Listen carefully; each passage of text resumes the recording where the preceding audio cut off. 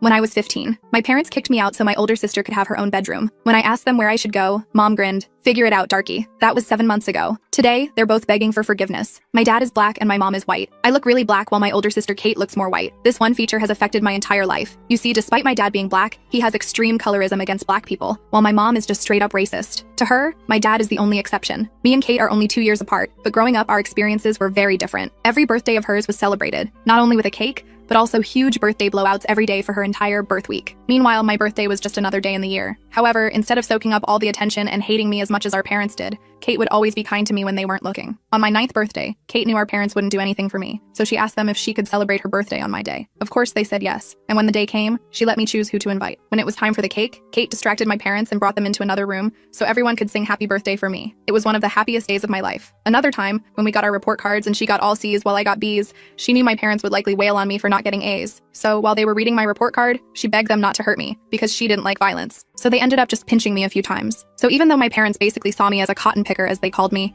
I still felt lucky because Kate was always there until one day when she turned her back on me. It was her 17th birthday. I woke up to the sound of not just my mom, not just my dad, but my entire family throwing all of my belongings into boxes. Your sister said all she wants for her birthday is her own room. Sorry, is the first thing my dad said when I asked what was going on. My eyes widened, and I asked them where I was supposed to go because there were no other rooms in the house. My mom chimed in, I don't know. You have phone numbers of friends and family. Figure it out, darky. Tears filled my eyes, and I looked over at Kate, who refused to make eye contact with me. Her entire body was tense. It took almost half an hour of convincing before I finally believed it wasn't some weird prank. I immediately started to howl with a deep sadness because the one thing I was holding on to, the one ally I had in the house, had abandoned me. And even as I curled into a ball and started to rock back and forth with a loneliness that I can't describe with words, they ignored me, just kept packing. By this point, my flight or fight kicked in. I numbed my emotions before walking out and calling the only other family member I trusted, my aunt, on my dad's side. After Kate's betrayal, I had no idea what she'd say, but she immediately said I could come over and stay for as long as I needed. I didn't eat breakfast that morning, didn't even give Kate her gift, just took the boxes, ordered an Uber, and left. But on the way there, Kate called me. I was filled with hate as I saw her name pop up on the screen, but picked up anyway. I'm so sorry, please don't hate me. My eyebrows furrowed, and I went completely silent. Are you alone right now? She asked. I told her yes. Kate didn't say anything else. She just turned on FaceTime and showed me a pregnancy test, with 2 pink lines. It was hers. I gasped. Lily, I'm pregnant. I don't want to tell mom and dad yet because, well, you know how they can be, but I don't want you to be home when they find out. I thought back to the time when Kate came home with a hickey. My parents shouted at me for almost an hour,